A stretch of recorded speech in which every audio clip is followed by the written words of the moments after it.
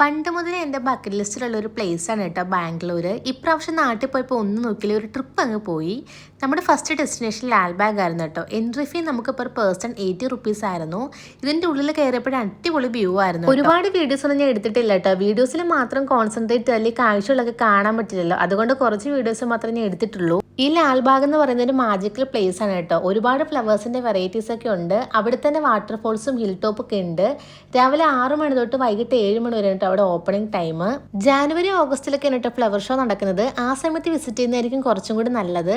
ഇവിടെ എങ്ങോട്ട് തിരിഞ്ഞാലും ഫോട്ടോ എടുക്കാൻ പറ്റിയ അടിപൊളി സ്പോട്ടാണ് കേട്ടോ. ഒരു ദിവസം കൊണ്ടൊന്നും നമുക്കിവിടെ കണ്ടു തീർക്കാനായിട്ട് കഴിയില്ല. ഏകദേശം 240 ഏക്കറിലധികം ഉണ്ട് കേട്ടോ. നമ്മൾ പോയ ക്ലൈമറ്റ് അടിപൊളിയായിരുന്നു, നല്ല തണുപ്പായിരുന്നു.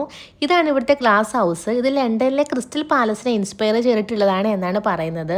ആക്ച്വലി നമ്മളിവിടെ ഫുള്ളായിട്ട് കണ്ടിട്ടില്ല കേട്ടോ. അത്രത്തോളം കാണാനും നടക്കാനും ഒക്കെ ഉണ്ട്. ഇതുവരെ വന്നിട്ടില്ലാത്തവരൊക്കെ വരേണ്ട ഒരു മസ്റ്റ് വിസിറ്റിംഗ് പ്ലേസ് ആണ് കേട്ടോ. ഫൈനലി നമ്മളെല്ലാം കണ്ടു കഴിഞ്ഞ് കുറേ ഫോട്ടോസ് ഒക്കെ എടുത്ത് അവിടെ നിന്ന് ഇറങ്ങി. അങ്ങനെ പുറത്തുനിന്നൊരു കരിമ്പ് ജ്യൂസ് ഒക്കെ കുടിച്ചു. ഇനി അടുത്ത ഡെസ്റ്റിനേഷൻ എങ്ങോട്ടാണെന്ന് അടുത്ത വീട്ടിൽ പറയാം. അപ്പോൾ ടാറ്റ ബൈ ബൈ.